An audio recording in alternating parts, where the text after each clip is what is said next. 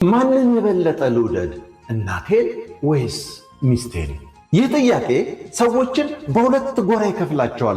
እናታቸውን በጣም አግነው ሚስት ከእናት አትበልጥም፣ ስንት ዓመት ካሳደገችኝ 9 ወር በሆዷ ከተሸከመችኝ እናቴ ጋማ አትወዳደርም ብለው ሲሞግቱ፣ ሌሎቹ ደግሞ የለም ምንም እናት ብትወደድ በላጭ መሆን ያለባት ሚስት ናት ይላሉ። ቃሉም ሰው እናትና አባቱን ይተዋል ከሚስቱም ጋር ይጣበቃል ስለሚል እናትን በእናትነቷ ወስዶ ሚስትን ግን ከእናት የበለጠ መውደድ ግድ ነው ይላሉ። የሚገርመው እናት ከሚስት አትበልጥም የሚሉት ደግሞ ሚስቱን በድፍረት አንቺማ ከእናት አትበልጭም፣ ይህ ካልተስማማሽ ቤቱን ለቀሽ መሄድ ትችያለሽ የሚል አብዮተኛም አይጣጣም። እውነታው ግን የቱ ነው? እንዲህ አይነቱ አመለካከት በቤተሰብ መሃል ትልቅ ፈተና ነው። እናቱን ከሚስቱ የሚያስበልጥ ሰው የቤተሰብ ጣልቃ ገብነት በትዳር ውስጥ እንዲገባ ይጋብዛል። በቤቱ ውሳኔ ሰጪዎች ባልና ሚስት ሳይሆኑ እናቱ ወይም የቤተሰቡ አባል ይሆናል። ፍታ ካሉት ይፈታል፣ ሌላ አግባ ካሉት ያገባል። በራሱ አይመራም፣ እሱ ተጎታች፣ ቤተሰቡ መሪ ነው። ከሚስቱ ምክር ይልቅ የቤተሰቡን ያከብራል።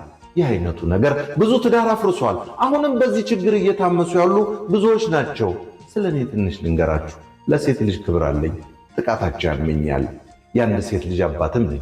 ለሴቶች ብዙ ክብር ይገባቸዋል ብዬ አምናለሁ። ምክንያቴ ምናልባት ይሄ ሊሆን ይችላል። ያደግኩት ከ4 ዓመቴ ጀምሮ እስካገባሁበት ጊዜ እናቴ ቤት ውስጥ ነበር። በብዙ ችግር ነው ያሳደገችኝ።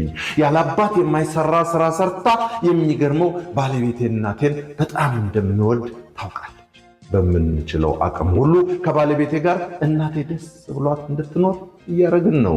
ከኔ ይልቅ ለእናቴ ባለቤቴ ታስብላታለች። እናቴም ስለ ባለቤቴ አውርታ አትጠግብም።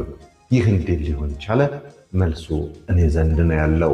ምንም እንኳን እናቴን ልክ በሌለው መውደድ በወዳትም መጽሐፍ ቅዱስ ግን እንዲህ ይላል፣ ሰው እናትና አባቱን ይተዋል ከሚስቱም ጋር ይጣበቃል።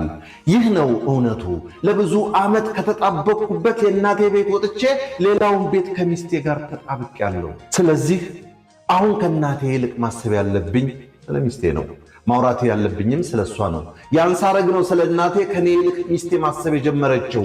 እኔ ሚስቴን የሚገባትን ክብር ሰጠኋት፣ ሚስቴ እናቴን በጣም ወደደችልኝ። እናቴም እንዲሁ። ዛሬ ልታገቡ ያሰባችሁ ሰዎች አንድ ምክር አለኝ። እናታችሁ ውደዱ፣ ማድረግ ያለባችሁ ሁሉ አርጉ። አውቃለሁ ለኢትዮጵያውያንና ኤርትራውያን እናት ምን ማለት እንደሆነ። ወደ ትዳር ስትመጡ እማዬ የሚለውን ሳይሆን ሚስቴ የሚለውን አብዙት። ብዙ ማውራት ያለብን ትተናቸው ስለመጣናቸው እናቶቻችን ሳይሆን አጠገባችን ስላሉት ከእግዚአብሔር ስለተሰጡን ሚስቶቻችን መሆን አለበት። ያገባችሁን ሰዎች ከኔ ተማሩ። አልደግመውም፣ እላይ አውርቼዋለሁ። ለሚስቶች የሚገባ ክብር እንስጥ። የባል ቤተሰብ የሚለውን ጥሩ ያልሆነ አመለካከት እንስበረው። በሁለቱ ቤተሰብ መካከል ባሎች ድልድይ እንሁን። ድልድዩ ለሚስት ከቤተሰብ በላይ በአፍ ብቻ ሳይሆን በተግባርም የሚገለጥ ፍቅራችንን በማሳየት ይሁን። ሁሌም የቤተሰብህን ውሳኔ ምክር ሳይሆን የሚስትህን አፈልቅ።